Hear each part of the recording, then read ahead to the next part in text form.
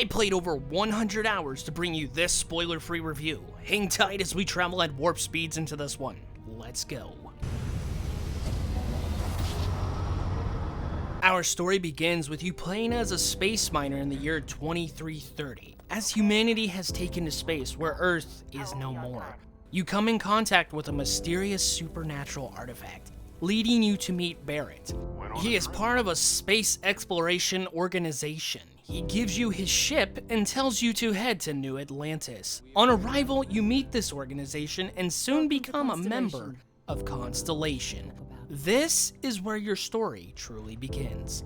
Of course, with any Bethesda RPG game, you have it where you can go off on your own, seeking what the game has to offer exploration-wise. After all, Bethesda was bragging how there would be over 1,000 planets to visit in this, but I'll deep dive into that shortly.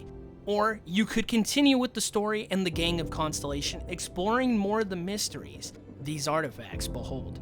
I won't spoil anything, but the story packs some twists, trippiness, and amazing moments, making it a good, well-written experience, taking only about 15 to 18 hours to beat the main story, which honestly, I think is a little shorter than I anticipated. But hey, at least it was a good one. Now for some story elements I can elaborate on. With Bethesda, it's not uncommon to encounter factions, like Skyrim's Dark Brotherhood and the Thieves Guild, or for Fallout, the Minutemen and Brotherhood of Steel. Starfield has 4 factions to check out, each offering entertaining, worth-your-time stories that take usually a few hours to complete. Additionally, they give some really nice rewards on completion as well. Sweet. You're probably wondering, okay, sounds like the story isn't that long. What else is there you can do? Aside from factions, there is going to be a plentiful amount of side missions you stumble upon. From talking with random NPCs, overhearing conversations while walking around, and mission boards. I found myself doing a lot of bounties because it's kind of fun. The combat does play smoothly in this, probably the smoothest combat I've experienced in a Bethesda game. However, heads up to those who love the stealth combat approach, like in Skyrim, where you could sneak up on someone and Hawkeye them with one shot, swipe in without a trace, complete the mission unseen. It's not that great in this, unfortunately. Enemies are either dumb as hell or have super senses like the Force, where they can feel your presence. It's one extreme or the other. Very, very frustrating. Typically, guns blazing is the way to go with combat. But also, back to what I previously mentioned, with up to 1,000 planets to explore, I felt upon hearing this news, it would be too good to be true, and it was.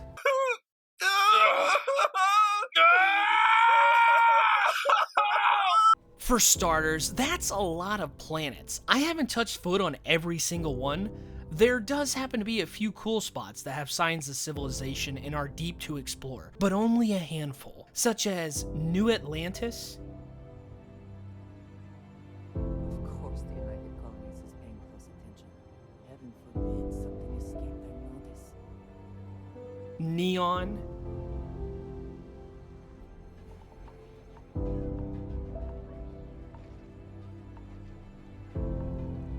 And Aquila City. I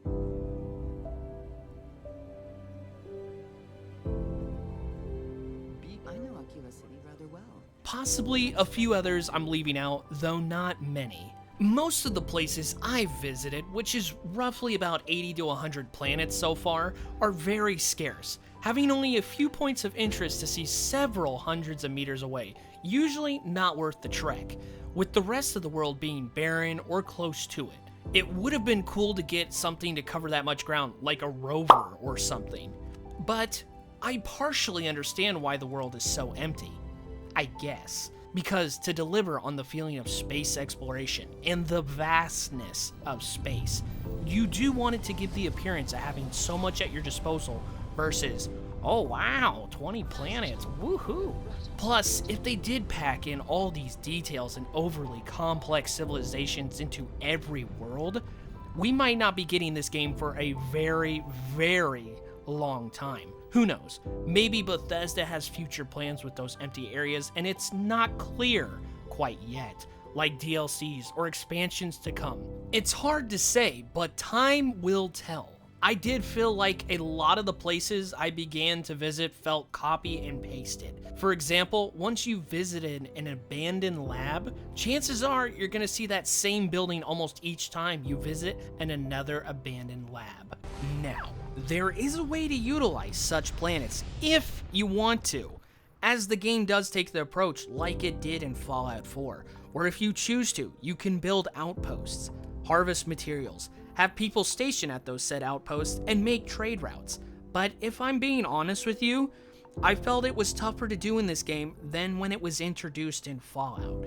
So many materials required, and some that aren't necessarily the easiest to come by. Plus, the materials seem not to go that far in constructing things. I swear, I felt like I was constantly running back and forth to different vendors across the galaxies to run back to a base, build for 5 to 10 minutes, then repeat the cycle. That was with the assistance of a ship that could carry a lot of materials too. Also, I had very deep pockets in the game when attempting this. I'm sure there are people who have a more legit system figured out, and I haven't invested enough time in that department to figure it out quite yet. With that being said, I guess you could say this kind of gameplay can vary from player to player. If you like to build and craft, you can get creative with it, I'm sure, especially since there are skills that will help you do it at a higher level when it comes to more complex building and crafting in this game. Or, like I briefly mentioned, they're about having a ship. You get a ship at the very beginning of the game. It's kind of mid. However, you could look into getting other ones and decking them out and making very creative designs and upgrades, making space travel more enjoyable. I was thankful I stumbled onto a quest that rewarded me with an amazing ship, because the shipbuilder tool is very cool, but I might add it does have a steeper learning curve and heavy restrictions. I've seen some amazing ship designs out there on the internet, but was left wondering, how is that possible?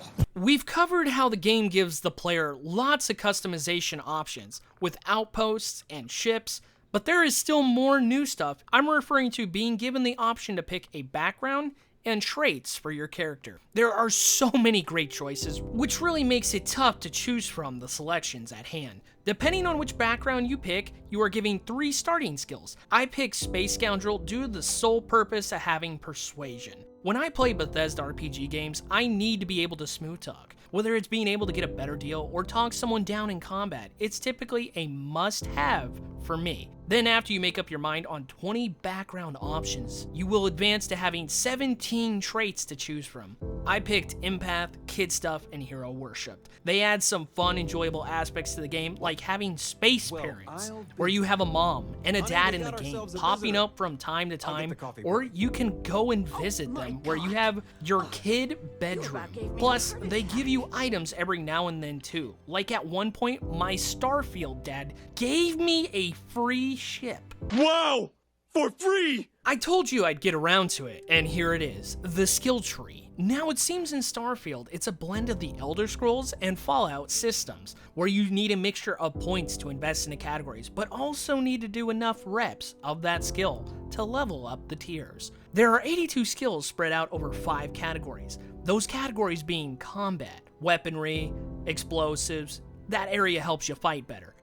Physical, which is survivability, physical conditioning, it keeps you alive longer. Social is your talking dynamics. Honestly, my go-to category, you can never have enough smooth talking, in my personal opinion. Science, which is your intellectual pursuits, biology, chemistry, engineering, ability to craft better and higher, more complex things. So it's an important area for outpost building, I might add too. And tech. Futuristic technologies like jetpacks, being able to upgrade your shipbuilding. So if you showed any interest in ship designing, you will want to focus on some of those tech skills. Each skill category you see has multiple tiers in the chart, starting at the top and working its way down. To unlock the next tier, you will need to invest so many points to gain access to that tier. After racking up over 100 hours on my first playthrough, I've enjoyed myself for the most part. Sure, there are some things I wish could be done differently, like making more planets worth visiting, but like I said, who knows if Bethesda has some cards up their sleeve in the near future.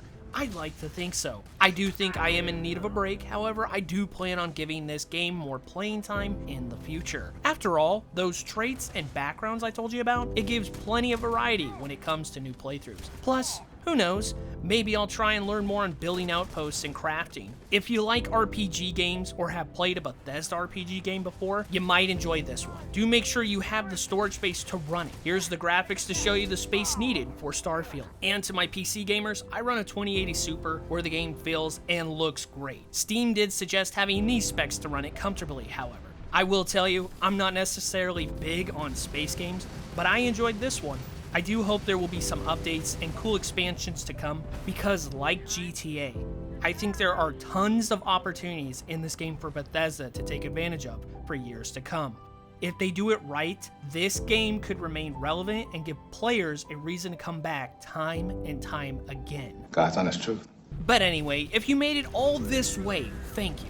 I know attention spans are tough to hold nowadays, so if you stuck it out with me till the very end, you are awesome and built different. Let me know what you think about Starfield in the comments. Thanks for your time and watching. It truly means a lot to me. It means more than you know. Before this video wraps, make sure to take care of yourself. Have a great day, and I'll catch you in the next video, which will appear right on your screen here.